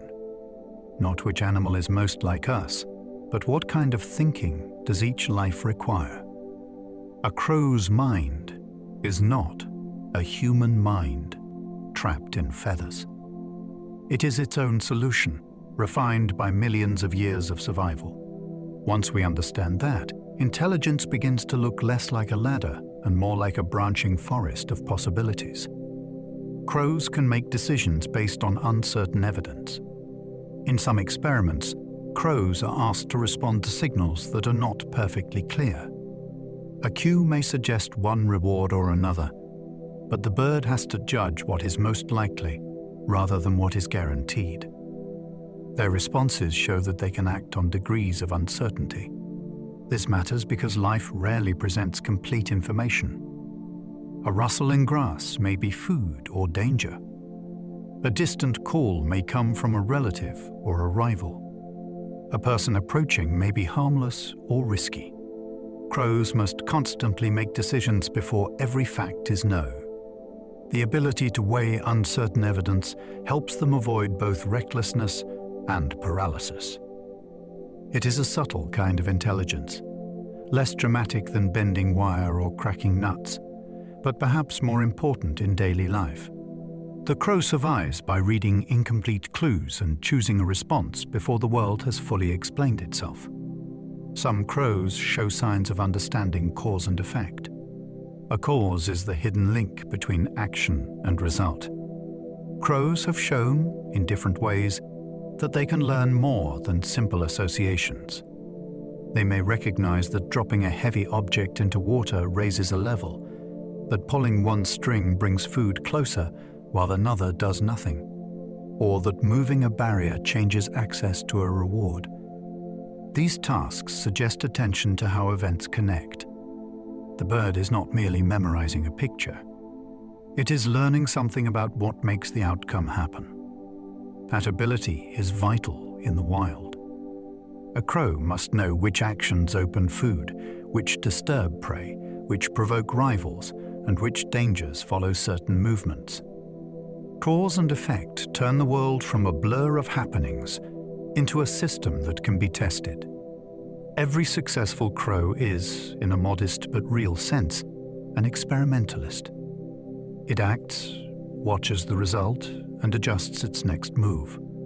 Crows can adjust their behavior when a puzzle changes. A rigid animal may learn one solution and fail when the situation shifts. Crows can be more flexible. If a familiar task is altered, the reward moves, the tool changes, or an old route stops working.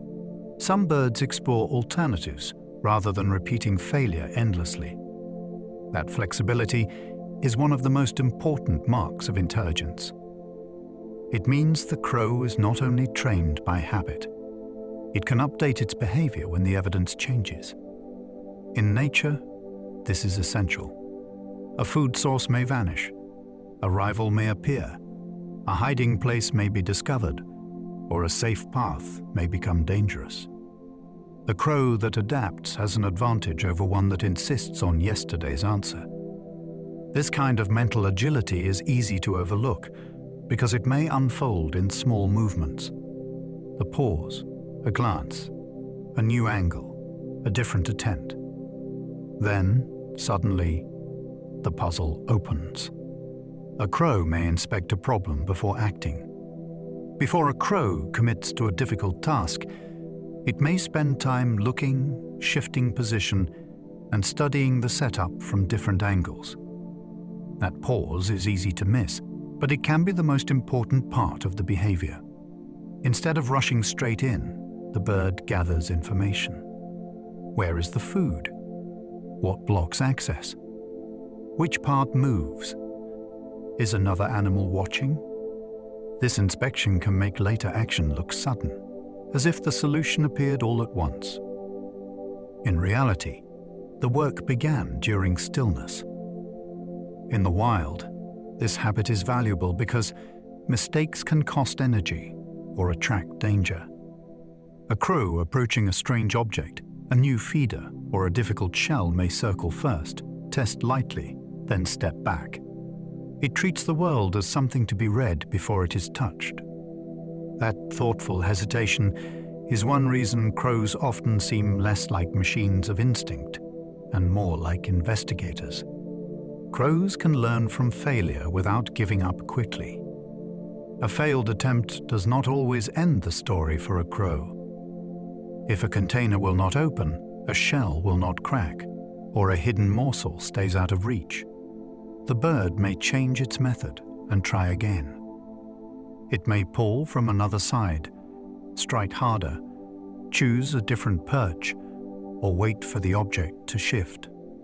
This persistence is not blind repetition. The important part is variation. Each failure becomes information about what does not work, narrowing the path toward what might. In natural settings, this can make the difference between hunger and discovery. Many foods are protected by husks, shells, bark, lids, or awkward locations. A bird that quips at the first obstacle loses access to all of them. A crow's stubbornness is therefore a kind of intelligence in motion. It does not simply endure frustration. It turns frustration into a teacher, one attempt at a time. Crows sometimes deceive rivals by hiding food in false places. When another bird is watching, a crow may create a performance around secrecy. It can approach a patch of ground, poke as though burying food, then move away with the real item still in its beak. The watcher may investigate the false spot, while the owner hides the food somewhere else. This behavior is fascinating because it depends on attention. The crow is not only concerned with where the food goes, it is concerned with what the rival believes happened. That does not prove the bird has human-like thoughts, but it does show a sophisticated response to social pressure. In a world of thieves, appearances matter. A false cache buys time, misdirects competition, and protects a future meal. The drama may unfold silently on a lawn or beneath a tree, but it has all the tension of a heist. One bird hides treasure, while another tries to read the trick. Other crows can counter deception by waiting and watching. A crow that steals caches cannot simply trust the first hiding place it sees. Experienced watchers may remain patient, tracking the food owner instead of rushing to the obvious spot. If the first cache is false, the thief gains nothing by acting too soon. Waiting allows it to see whether the owner moves again, looks nervous, or returns to relocate the prize. This creates an arms race of attention. One bird tries to conceal information. Another tries to detect the concealment. Neither side needs language for the contest to become complex. Timing, posture, and movement become clues. In some cases, the best move is not to move at all. A watcher that seems uninterested may be gathering exactly the information it needs. This makes crow society feel almost like a field of quiet calculations. Food may be buried in the ground, but the real struggle happens in the minds above it. Crow intelligence is shaped by rivalry as well as cooperation. Crows live in a world where others can help them, threaten them, or steal from them. That social pressure may be one reason their minds became so flexible. Cooperation rewards memory and trust. Rivalry rewards caution and strategy. A crow must know which companion is useful, which neighbor is aggressive, and which watching bird might rob a cache. These demands create daily mental challenges. The bird is not solving abstract puzzles for entertainment. It is navigating relationships where the same individual may be ally in one situation and competitor in another. Such a world favors brains that can update, remember, and judge context. The result is a social intelligence full of tension. Crows gather in groups, share warnings, and raise young together, yet they also deceive, compete, and steal. Their brilliance may come partly from living at this edge, where community and conflict are always close together. Crows pair up in long-lasting bonds. A crow pair is often more than a brief breeding arrangement. Many species form partnerships that can last for years, sometimes for life if both birds survive. The bond is practical as well as social. Two experienced adults can defend a territory, choose nest sites, share feeding duties, and respond quickly when threats appear. Familiarity matters. A long-term partner becomes predictable in a dangerous world. Each bird learns the other's calls, habits, and reactions. During breeding season, that coordination can be crucial because eggs and chicks require constant protection. Outside that season, the pair may still move through the landscape together, maintaining a shared claim on place. This kind of bond gives crow life a hidden continuity. The birds seen calling from the same trees year after year may not be strangers passing through. They may be a pair with a long private history, written in repeated flights and shared vigilance. Mated crows may defend a territory together for years. A good territory is worth guarding. It may contain safe nesting trees, reliable food, clear lookout points, and escape routes from predators. Once a crow pair secures such a place, they may defend it season after season. Their defense is not constant battle. Much of it is presence, calling, chasing intruders, and making boundaries known. Over time, the pair becomes deeply familiar with the local terrain. They know where danger often appears and where food is likely to emerge after rain, mowing, harvest, or human activity. Defending a territory together also strengthens coordination. One bird may spot a threat while the other responds. One may stay near the nest while the other forages. The place becomes part of the pair's partnership. To us, a nesting area may look like an ordinary patch of trees. To crows, it may be a hard-won home range, protected through memory, effort, and time. Crow parents feed chicks many times each hour. Inside a crow nest, the pace of life is relentless. Newly hatched chicks are helpless, with open mouths, weak bodies, and a constant need for warmth and food. The adults must search, return, deliver small portions, and leave again. During the busiest periods, feedings can happen again and again within a single hour. Every trip carries risk. A parent must find suitable food, avoid predators, and keep watch for rival birds. the chicks grow quickly and their demands rise with them. Insects, soft animal matter, and other protein-rich foods become especially important because young bodies are building feathers, muscle, and bone at speed. From the ground, we may only hear rough begging calls from the treetops. Above us, a complex cycle is underway. Parenthood for crows is not casual. It is a sustained labor of searching, guarding, feeding, and returning, repeated until the nest becomes a launching place. Young crows beg loudly long after leaving the nest. A fledgling crow may look nearly grown, but it is still learning how to live. After leaving the nest, young birds often follow adults and beg with loud, persistent calls.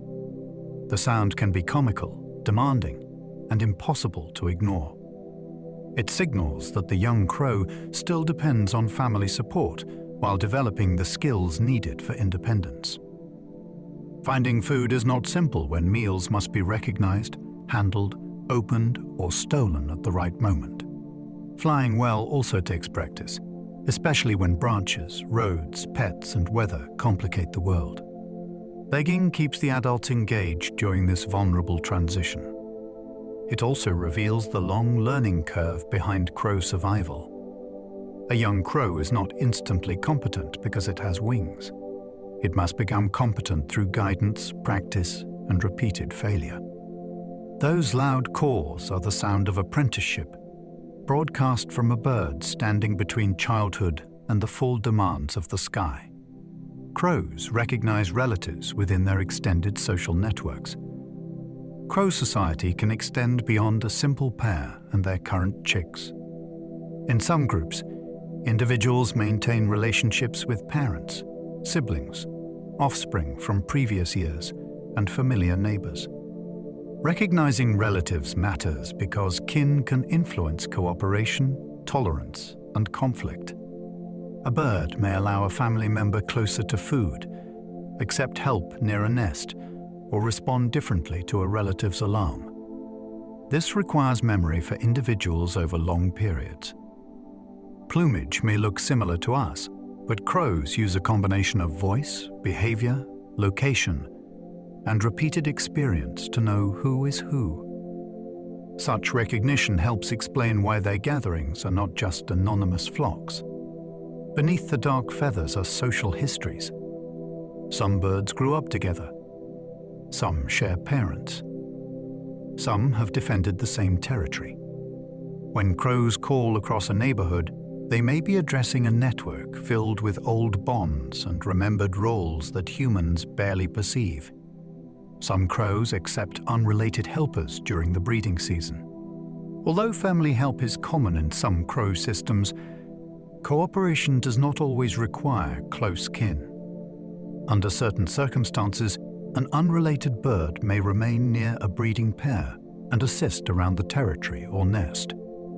This arrangement may benefit the helper if breeding opportunities are scarce, if the territory offers safety, or if staying nearby provides experience. For the breeding pair, an extra bird can mean more eyes watching for threats and more support during demanding weeks. The relationship is not charity. It works when the balance of costs and benefits makes sense for everyone involved. This makes crow breeding systems more flexible than a simple family tree.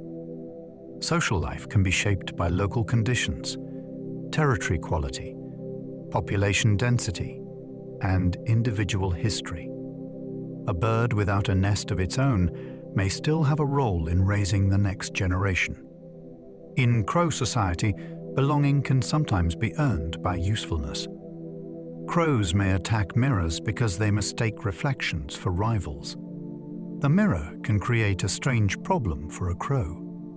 The reflection moves exactly when the bird moves, stares back from the same distance, and appears to occupy valuable space. Many birds react aggressively to mirrors because they interpret the image as another individual intruding on their territory. Crows may peck, display, call, or strike at the glass, especially during breeding season when defense is heightened. This does not mean they are unintelligent.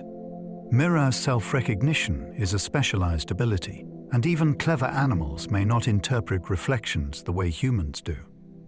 The interesting part is how the reflection hijacks normal social rules. A rival that never retreats, never yields, and copies every movement becomes intensely frustrating. The crow is responding to what looks like a persistent challenger. In a window, car mirror, or shiny surface, the bird meets a perfect illusion, and its territorial instincts answer before deeper interpretation can catch up. Crows sunbathe with open wings for comfort and feather care. On warm days, a crow may spread its wings, fan its tail, and sit with its body flattened toward the light. The posture can look alarming if you have never seen it before, as though the bird is injured or frozen. In many cases, it is simply sunning. Sunlight may help warm the body, dry damp feathers, and make parasites more active so they can be removed during preening. The heat can also improve feather maintenance by changing conditions on the skin and plumage. For a bird, feathers are essential equipment. They support flight, insulation, display, and protection from weather. Caring for them is not vanity. It is survival. Sunning gives the crow a way to use the environment as part of its grooming routine. The image of a black bird spread wide in sunlight is not a sign of laziness. It is maintenance, comfort, and biology meeting in one still posture. Crows use ants on their feathers in a behavior called anting. Anting is one of the stranger behaviors seen in birds. A crow may stand on an anthill, allow ants to crawl through its feathers, or even pick up ants and rub them into its plumage. The ants often release defensive chemicals such as formic acid. Researchers have proposed several explanations. The chemicals may help deter parasites. They may soothe irritated skin. They may make ants less noxious before being eaten. The exact purpose can vary, and the mystery is part of the fascination. What is clear is that the bird is interacting with another species in a deliberate and unusual way. It is not simply feeding or fleeing. It is using living insects as part of feather care or sensory experience. The sight can seem bizarre, almost ritualistic, but it belongs to the practical world of plumage maintenance. A crow's relationship with ants may be more complicated than predator and prey. Anting may help birds manage parasites or feather condition. Feathers are vulnerable structures. Tiny mites, lice, and other irritants can live among them, affecting comfort and condition. Because flight depends on well-kept plumage, birds invest time in preening, bathing, dusting, sunning, and sometimes anting.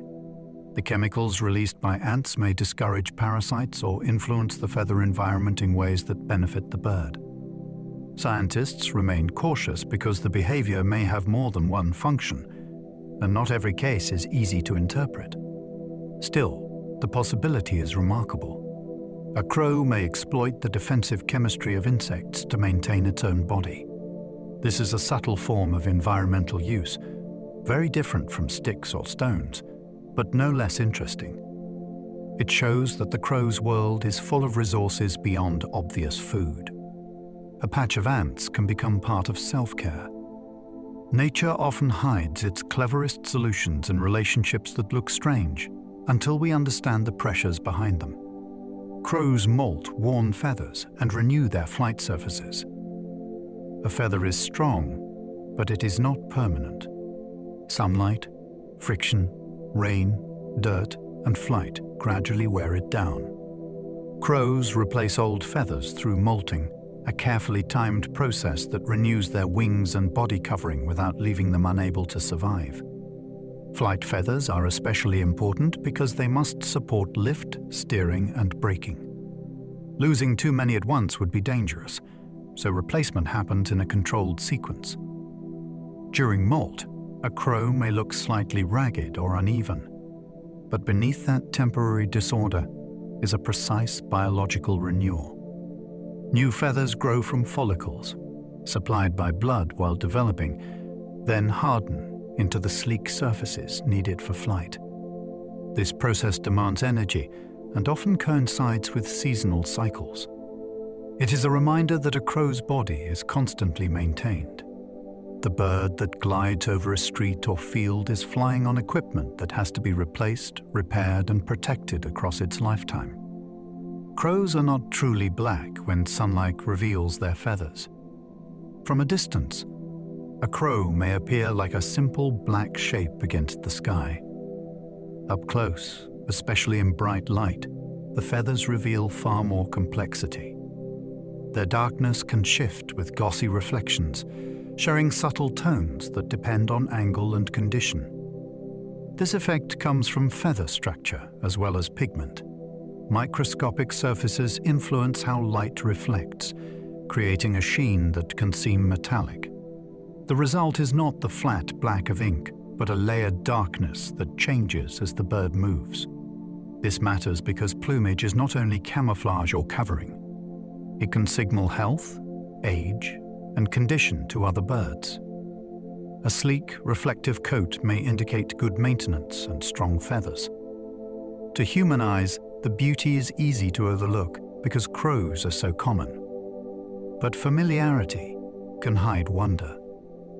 The next time sunlight touches a crow's back, the plain black bird may briefly become a prism of shadow. Their feathers can shimmer with blue, purple, or green tones. The iridescence in crow feathers is one of their quiet marvels. A bird standing in shade may seem entirely dark, but as it turns, a surface can flash with blue, violet, or green. These colors are not painted on like ordinary pigment. They arise partly from the way feather microstructure bends and reflects light.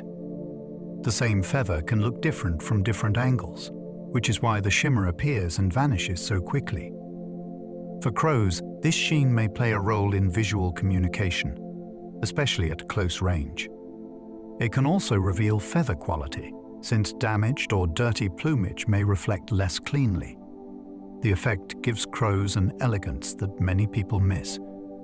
Their beauty is not bright like a parrot's or delicate like a songbird's. It is hidden in the border between darkness and color, waiting for the right angle of light to reveal what was there all along. Ancient cultures often linked crows with prophecy and transformation. Crows have followed human imagination for thousands of years because they appear at moments people find meaningful. They gather near battlefields, farms, settlements, roads, and places of death. They are dark, vocal, watchful, and difficult to ignore. Ancient observers saw birds that seemed to know things before people did, arriving where change or danger was unfolding. From that perception grew associations with omens, messages, prophecy, and the crossing between life and death. These beliefs were not scientific explanations, but they were not random either. They emerged from real crow behavior, filtered through human fear and wonder. A bird that remembers faces, gathers around the dead, and calls from high places almost invites interpretation. Across cultures, crows became symbols of thresholds. They marked the point where the ordinary world seemed to open into something uncertain. Their intelligence gave the old stories weight, even when the meanings were shaped by myth. Crows appear in stories because people noticed their strange awareness. Long before laboratories measured crow cognition, people were already watching them.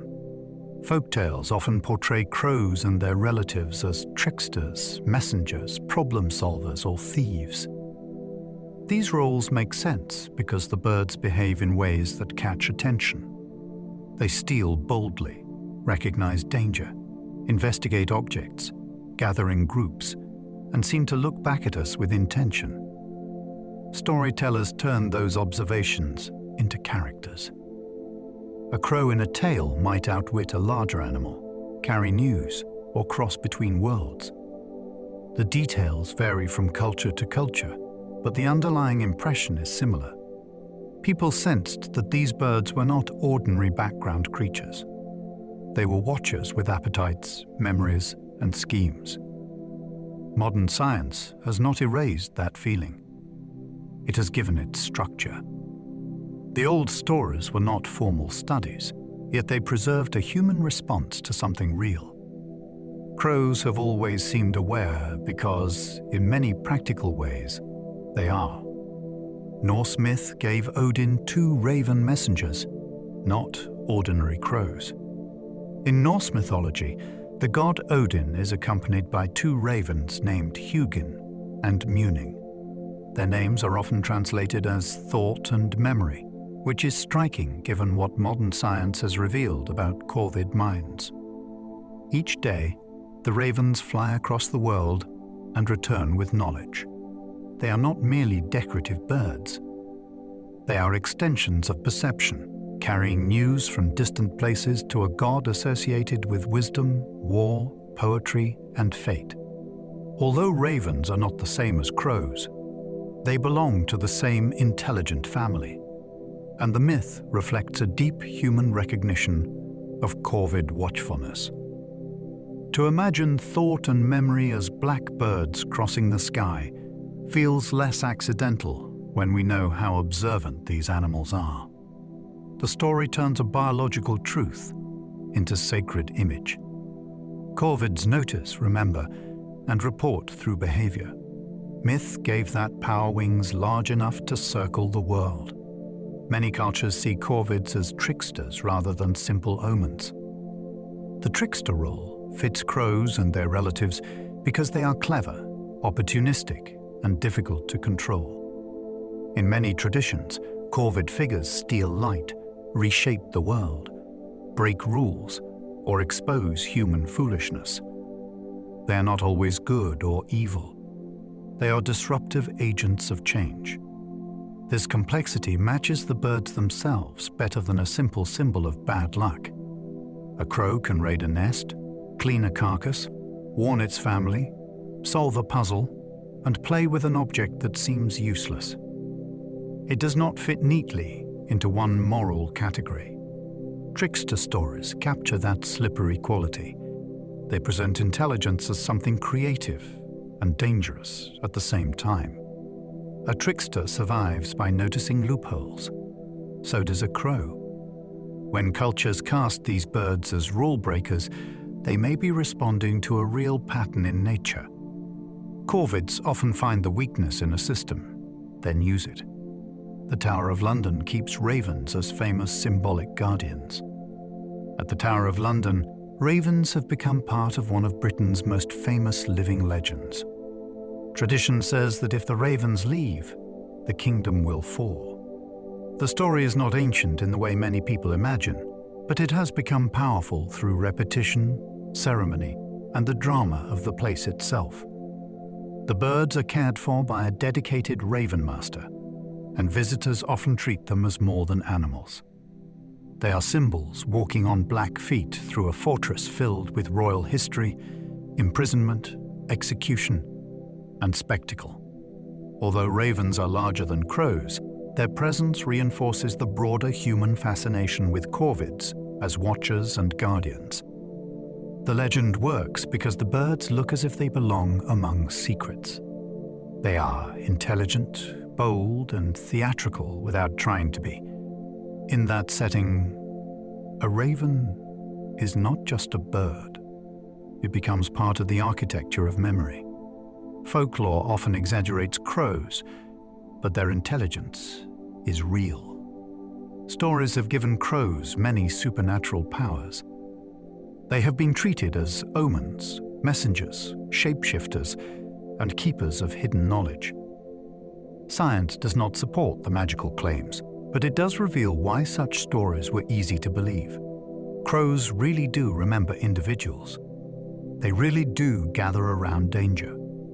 They really do learn from one another, solve problems, and act with striking flexibility. The mythic crow is exaggerated, yet it is built on observable behavior. This is what makes the boundary between folklore and biology so interesting. People did not invent crow mystery from nothing. They noticed an animal that seemed to understand more than expected, then explained that feeling through the language of their time. Today, we can replace superstition with evidence without losing wonder. The crow does not need to be supernatural to be astonishing.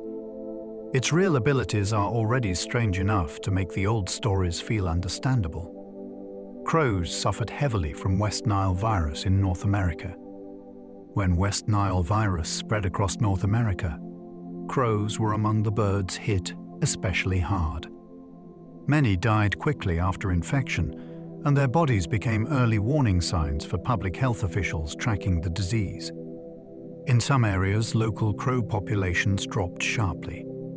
The event revealed a vulnerable side of a bird often seen as tough and adaptable. Intelligence cannot protect against every microscopic threat. A virus moves through blood, mosquitoes, and ecological networks without caring how clever its host may be. For researchers, the loss of crows provided important information about disease spread. For neighborhoods, it sometimes changed the soundscape. Places once filled with familiar calls became noticeably emptier. The outbreak showed how connected wildlife health and human health can be. A dead crow on the sidewalk was not just a sad sight. It could be a signal that a larger invisible process was moving through the environment. Crow declines helped scientists track the spread of disease. Because crows were highly susceptible to West Nile virus, their deaths became useful indicators during the early spread of the disease in North America. Reports of dead birds helped officials map where the virus was appearing and how quickly it was moving. This was grim information, but valuable. Wildlife can reveal patterns that human cases alone may miss, especially when an infection circulates through mosquitoes and birds before people notice it. Crows, because they are visible, widespread, and often live near humans, became part of a surveillance system, almost by accident.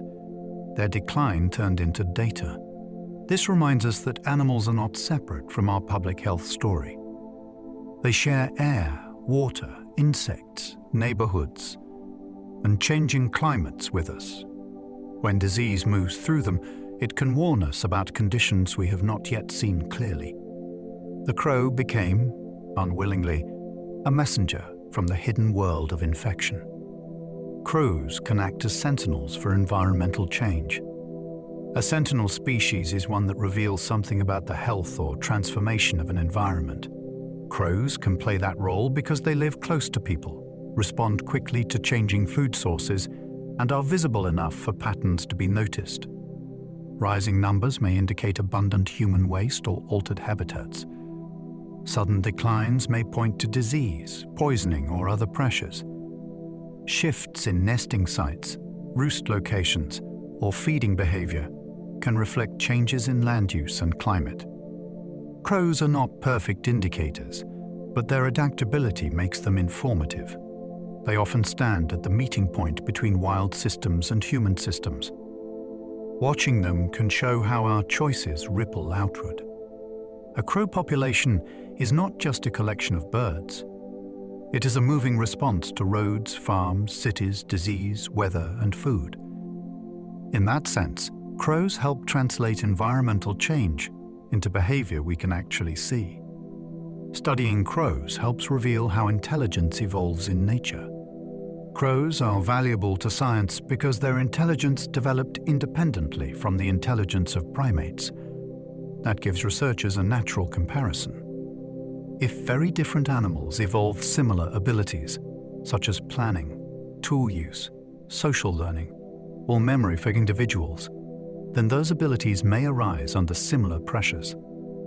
Crows face challenges involving food storage, competition, danger, and complex social life.